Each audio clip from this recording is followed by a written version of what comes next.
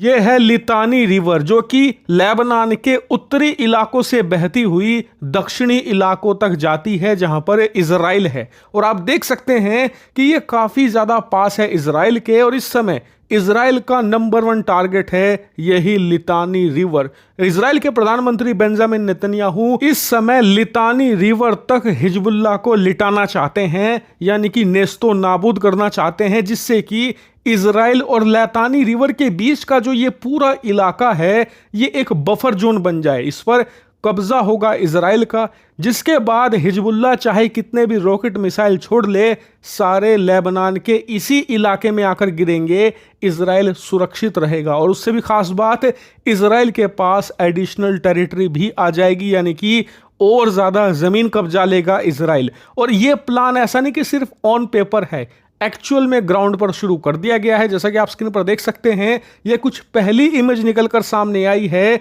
Israeli थल सेना की, जिन्होंने लेबनान के अंदर घुसकर ग्राउंड ऑपरेशन शुरू कर दिया है। और इस ग्राउंड ऑपरेशन में एक शॉकिंग चीज भी निकलकर सामने आई है। जैसे कि आप स्क्रीन पर देख सकते हैं, इजराइल के पास ही हिजबुल्लाह ने भी कुछ वैसे ही अंडरग्राउंड टनल बना लिए थे जैसे कि हमास ने गाजा में बनाए थे। और इजराइल की सेना का कहना यह है कि इन टनल्स के अंदर हमें ऐसे इक्विपमेंट्स, ऐसे हथियार मिले हैं जिससे पता लगता है कि जैसा पिछले साल 7 अक्टूबर को हमास ने अटैक किया था और सैकड़ों इजरायली नागरिकों को उठाकर ले गए थे, कुछ ऐसा ही प्लान हिजबुल्लाह का भी था।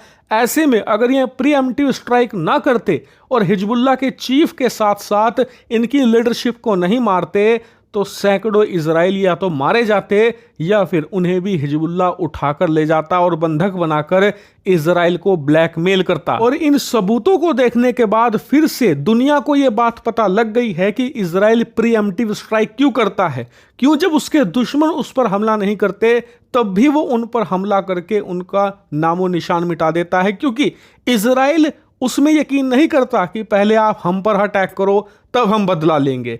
इजराइल यकीन करता है कि दुश्मन का सफाया पहले कर दो, इससे पहले कि वो तुम्हारा नुकसान करे। भारत को इससे सीख लेने की जरूरत है, क्योंकि आपको याद होगा जब हमने बालाकोट में स्ट्राइक करके पाकिस्तान के आतंकी कैंपों को नष्टो नाबूद कर दिया था ना, उसके बाद कई महीनों तक भारत पर या कश्मीर में कोई भी अटैक नहीं हुआ था। लेकिन उसके बाद हम ठंडे पड़ गए और उसका नतीजा क्या हुआ, पिछले 1 साल में आप देख लीजिए कश्मीर में कितने अटैक हो चुके हैं आर्मी के ऊपर। ऐसे में हमें भी इजराइल की तरह प्रीएम्प्टिव स्ट्राइक लगातार करनी होगी पाकिस्तान पर, क्योंकि पाकिस्तान आतंकियों की फैक्ट्री है। वहां पर आतंकियों की मैन्युफैक्चरिंग होना कभी बंद नहीं होगा जब तक कि आप उनकी फैक्ट्रियां ही तबाह नहीं कर देते। ऐसे में भारत को हर 6 महीने के अंतराल पर पाकिस्तान के ऊपर रेगुलर सर्जिकल स्ट्राइक्स करनी होगी। लेकिन फिलहाल बात करें इजराइल लेबनान की, तो वहां पर ग्राउंड ऑपरेशन जारी है। लेकिन एक जो खतरा बना हुआ है, जो कि इजराइल के जो समर्थक देश हैं वो भी कह रहे हैं कि थोड़ा आम नागरिकों को बचाकर हमला करो, कि आम नागरिक ज्यादा हताहत हो रहे हैं। आप सोचिए कि अब तक इजराइल की सेना प्रॉपरली घुसी भी नहीं लेबनान में और आम नागरिकों के मरने का आंकड़ा 1000 के पार चला गया है। हालांकि ऐसा होना पहले से तय था, क्योंकि जो सदर्न यानी कि साउथ लेबनान है, जहां पर हिजबुल्लाह का गढ़ है, वो घनी आबादी वाला इलाका है। वहां पर थोड़ी जगह में बहुत सारे लोग रहते हैं। ऐसे में अगर वहां पर कुछ छोटी सी भी स्ट्राइक करेंगे तो आम नागरिक मारे ही जाएंगे। यही कारण है कि पिछले 1 हफ्ते से इजराइल लगातार वहां से लोगों को कह रहा था कि आप हट जाइए, हम ग्राउंड ऑपरेशन करेंगे ही करेंगे। लेकिन आप जानते ही हैं कि जो आतंकी संगठन होते हैं उनकी मोडस ऑपरेंडी होती है कि वो आम नागरिकों को अपनी शील्ड बनाते हैं, अपना कवच बनाते हैं। हिजबुल्लाह भी यही कर रहा है। इसीलिए डर है कि आने वाले 1 हफ्ते में हजारों आम लेबनानी नागरिक मारे जा सकते हैं। हालांकि इस मामले पर मैं आपको लगातार अपडेट दे रहा हूं। आप चैनल को सब्सक्राइब करके रखना, जैसे ही कोई बड़ी खबर आएगी मैं तुरंत आपको सूचित करूंगा।